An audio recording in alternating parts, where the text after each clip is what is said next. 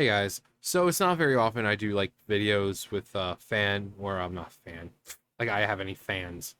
I have subscribers.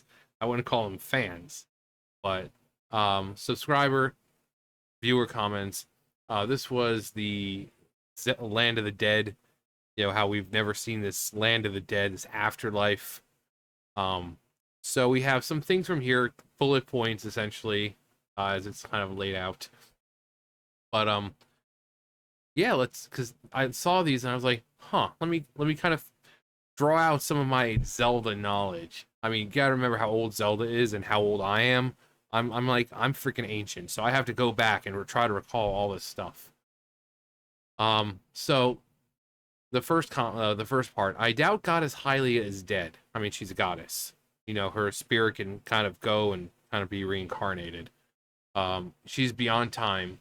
She's reincarnated into Zelda in Skyward Sword. However, what happens to her spirit after Skyward Sword Zelda dies? She hasn't made an appearance until Breath of the Wild. Chronologically, one would assume it's Hylia speaking through the goddess statues. Unfortunately, we have to question even that.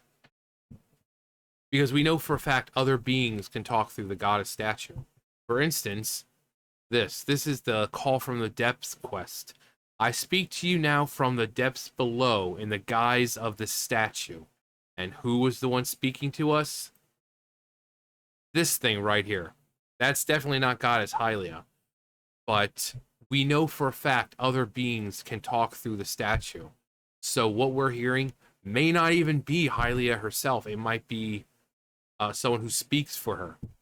Um, it could even if it says, my blessings or, whatever, there's nothing to confirm that it is indeed Hylia, since we know for a fact now that other beings can speak through this goddess statue. And the goddess statue that you get this quest from is the one inside the Temple of Time, like Ocarina of Time, Temple of Time, not the sky one. But the Temple of Time we know, that goddess statue. You go there and she gives you this quest. Um, so I don't think it's kind of hard to say if it's the goddess herself, knowing full well that other beings can speak through the statue. As for what happens, um, I would see it like almost like a human version type thing where she essentially ascends into this other realm of paradise, essentially, and everyone there is able to bask in the radiance and the glow of her grace.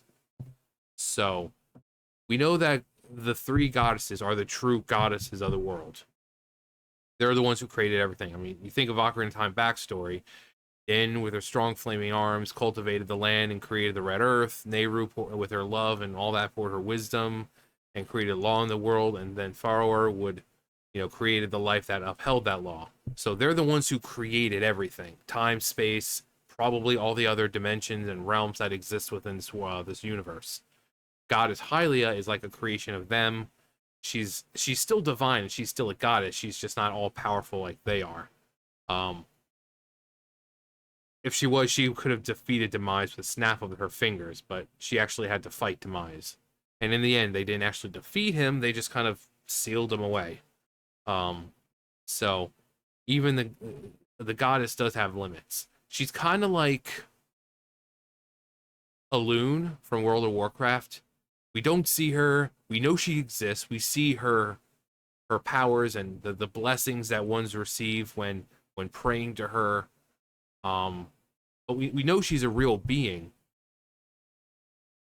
It was just we haven't seen her except in the manga. Actually, I believe there was a manga. I think it's an official manga too, where they actually do show Goddess Hylia. Actually, hang on, let me bring it up here for a second. This is Goddess Hylia, and this is an official like Skyward Sword manga. This is Goddess Hylia. And as you can see, she resembles very much Zelda, very much like what we see in Zelda in Skyward Sword. But this is Goddess Hylia. Um, I am the white Goddess Hylia. Um, This one captioned Hylia carrying her chosen hero. Close up. I mean, she's still really, really pretty. She has of what you expect from a goddess. There's the cover. Really, really cool. Depiction of Hylia on the statue of the goddess from Skyward Sword. You got like wing type things there, and then they Chubbulub over here, but ambiguously canon information. So all the stuff that we see. So this canonically is what she looks like.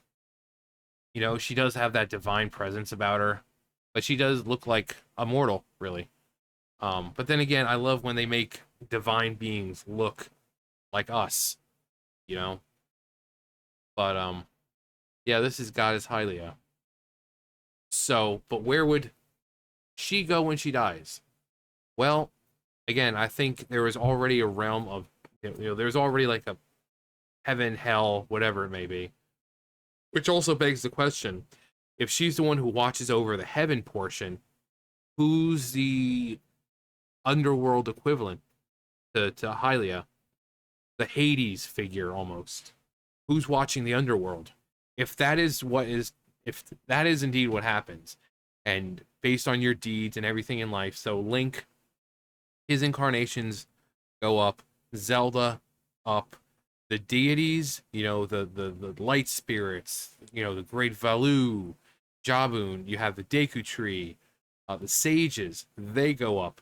But then you have down below the Ganondorfs of the world, the Vadis of the world, the Chancellor Coles of the world. They go below. The Majoras of the world, they go below. But who's down there watching over them to make sure they don't escape? Because it's always about balance. So if we were to assume that God, once Hylia died, or rather Zelda died, and Hylia was able to ascend again, she seems like she kind of watches over everything from this realm. And I'm sure it'd be like, because Nintendo does like to make parallels between religions, and in the games we've seen Link praying to Jesus on the cross.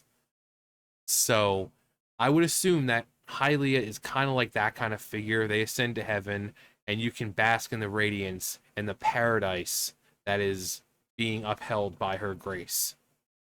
So I think she's kind of watching over this heavenly realm. But that's kind of what I think. Again, it could be one spirit world, it could be heaven, hell, it could be multiple different. It could, we don't know, but this is just a theory, a game theory. No, and again, the statues, we know now for a fact that the goddess statue of the Hylia statue may not necessarily be the goddess herself speaking to you. Okay, however, I dig the idea of a 50th anniversary. Yeah, I would love that. Yeah, the King Rome and the champions at the with Breath of the Wild, they finally vanish and go over to the other side. Though that reminds me, what is the realm we enter when the hero Shade teaches Twilight Princess Link's sword techniques? May that have been part of that afterlife and in between in which the hero Shade resides, like a waiting room? And I think that's exactly what it is. And I think for Hylia, and it's like purgatory, and we know that for everyone, purgatory is like different. So I think for the hero Shade, think about it. It actually real beautiful in a sad way. Think about it. Why was the hero Shade there? Why was he lingering? Because of all the regrets he had about not being able to pass on what he knew. He was the hero of time, the hero of Termina. He became a knight of Hyrule, and he didn't have a chance to really pass on any of his knowledge that he obtained. So he died with these regrets. Now, in this purgatory, you see Hyrule Castle and all these other locations, but it's empty.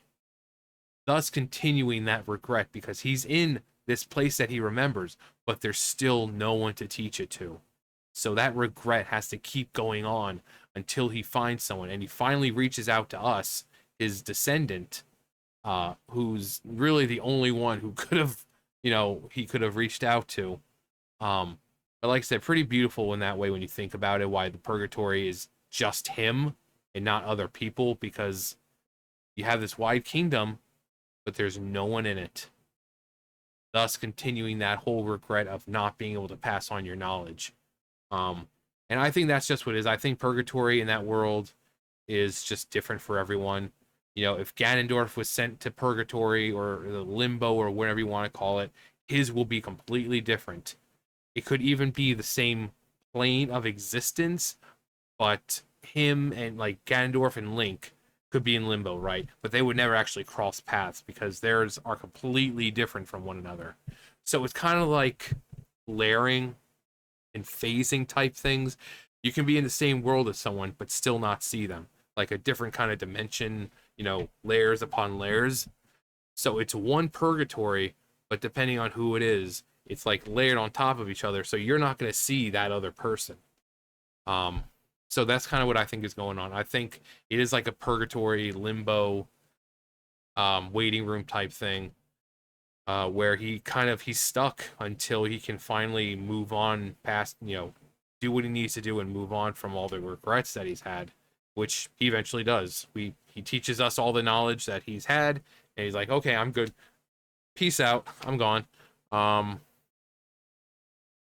so that's what I believe. It is a purgatory. It's a limbo, and that's why it looks like Hyrule, and why it looks like Hyrule, but there's no one inside of it. It's meant to continue that regret that he has. You know, he has all his knowledge, and still you have this separate, you know, this like other plane of existence, Hyrule, and there's still no one to teach it to. There's no way of him reaching out to anyone apart from the one person that can actually see and hear him. And really, the only way was the Howling Stones. You know, they were all the songs that he played, whether it be Termina or Hyrule. Um, so unless someone knew what it was and what to do, he wasn't able to reach out to anyone. But next one, the Triforce is omnipotent, which can create another Triforce low rules in this case, which is crazy if you think about it. Yeah, I've said this before. The fact that the Triforce was able to bring back an entirely separate divine artifact, which kind of leads me to believe that the low rules Triforce is not nearly as powerful. Because again, Din, Pharaoh, or Nehru, they're the true goddesses. They're the ones who created everything. So maybe if low rule was created, it kind of got a Triforce created for itself, but it wasn't nearly as powerful. Our Triforce is basically like the Super Dragon Balls. They can do anything. So the Triforce in this case can do anything. And for low rule's case, they didn't want wars. They wished their Triforce out of existence. But then when it disappeared, things started to fall apart, like literally falling apart. And then they invaded Hyrule trying to get that Triforce, which, dumbest idea ever. You know, Hilda was the princess of Lorule. Did she not just think of saying, hey, maybe we should just, like, go to Hyrule and just ask them? Like, hey, alternate Hyrulean version of me, we made a big mistake in wishing our Triforce out of existence, and now our world is, like, literally falling apart. Do you think we could use yours and kind of wish ours back? I don't think Zelda would be like, no. She'd be like, oh my god, my goddess, I'm so sorry. Yeah, please, we'd love to help. Because that's what happens in the end. At the end of the game, you're in the Sacred Realm. You know, you and Zelda, you're wishing Low Rule's Triforce back into existence. So, had she just gone to Zelda and said, hey, Zelda would have agreed. Instead, they have with Yuga and the plan with and Ganon's there and this, and it's just, you could have just waltzed in and just said, hey, Princess Zelda, I'm Princess Hilda.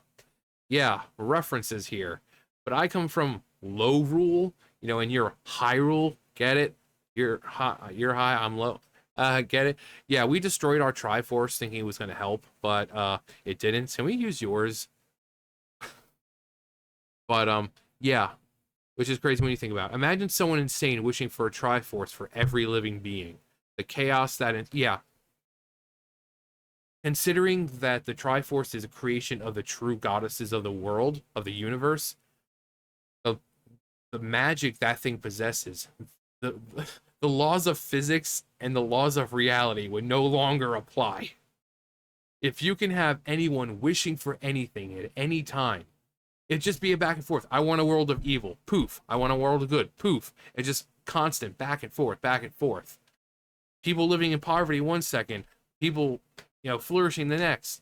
Just this and that. Places on fire. No, it's not. Now that it's underwater. Now it's, every place is a freaking jungle. No, we want.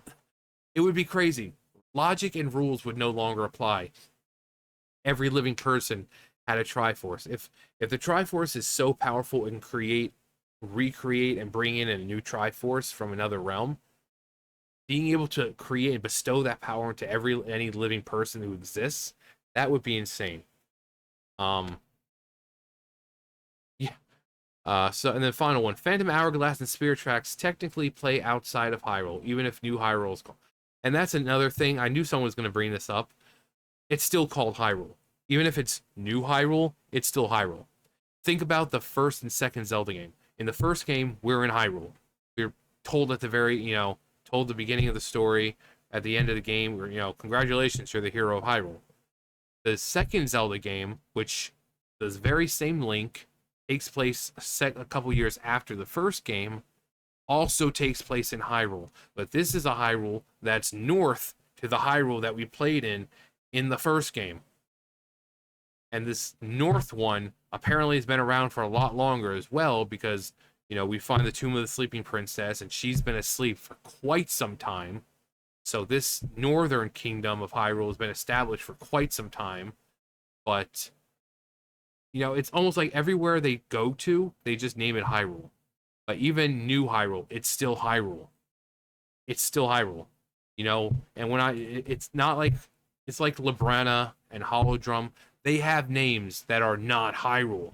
You have Koholint Island, even though it was just a dream of the Windfish, who I believe when they die, they also go to that place with, all the other spirits, because it is a deity. But we've never gone, there's only a few places where we've gone to that aren't Hyrule. It's been like 3 places. New Hyrule is still Hyrule. It kind of makes me think, like, these people are going and conquering these lands and founding this kingdom. Oh, wow, a whole new land. Man, what are we going to call this place? Let's see. I got it. Hyrule. It's stupid, and it's not the world of Hyrule, it's the land of Hyrule. But if they keep going and discovering new kingdoms and just renaming them Hyrule, then the whole world will become Hyrule. They go to Holodrum or Labrana, conquer over there. Are they going to keep Holodrum and Labrana as their names? No, they're going to rename it Hyrule. So it will eventually become the world of Hyrule. Every name is going to be Hyrule. Every country, every nation, it will just be Hyrule. But yeah, I knew someone was going to bring up Phantom Hourglass and Spirit Tracks, but it is Hyrule. Even if it's New Hyrule, it's still Hyrule. It's got the Hyrule name. It's not Locomotiveville or something. It's Hyrule. So, but I mean, I love the stuff you pointed out, especially with the goddess, goddess Hylia. What happened to her after Zelda died? Considering Zelda was a reincarnation of the goddess. And it kind of makes me think about, what about the children Zelda had? If Zelda was to have children, she would have done so when she was still the goddess reincarnated. So would that mean that there are children who have been around who have divine blood in them? And if so, where are they? Because you have a reincarnation of the goddess Hylia. Now, while yes, she's mortal, she's still a reincarnation of a goddess. So she still has divine blood. So if that Zelda, who's the reincarnation of the goddess, has children, they are essentially demigods. Where are those children? Have we met them before? I mean, she had to make new Hyrule, right? And a family and everything had to start. So if Zelda has a child or children, that would essentially make them demigods. Where are they?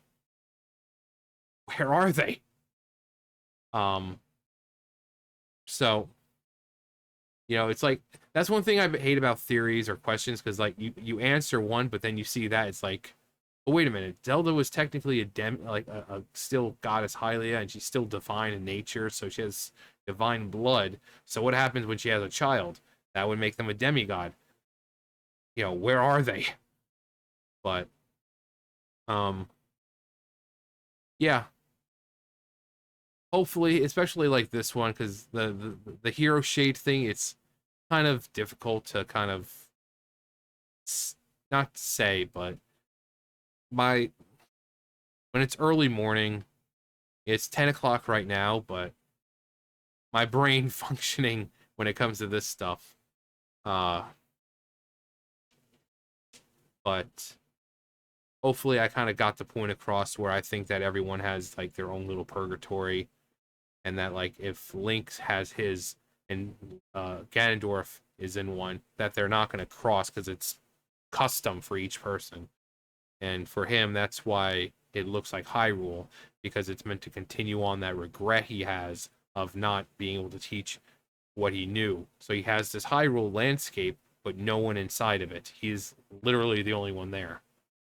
So that continues that regret of not being able to pass on his knowledge. And they pretty much had to wait for someone who's smart enough to know how to use those the stones. Um, but yeah, and the Triforce being with having everyone with the Triforce, yeah, again, if everyone had a Triforce, the laws of physics, the laws of reality, time, space, all that stuff it wouldn't matter anymore. You'd have a complete lawlessness in the world.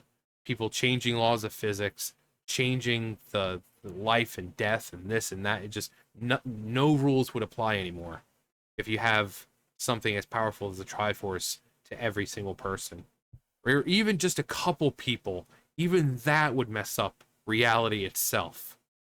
The thing would rip through reality and nothing would become, nothing would be normal or logical anymore. It'd just be lawlessness everywhere.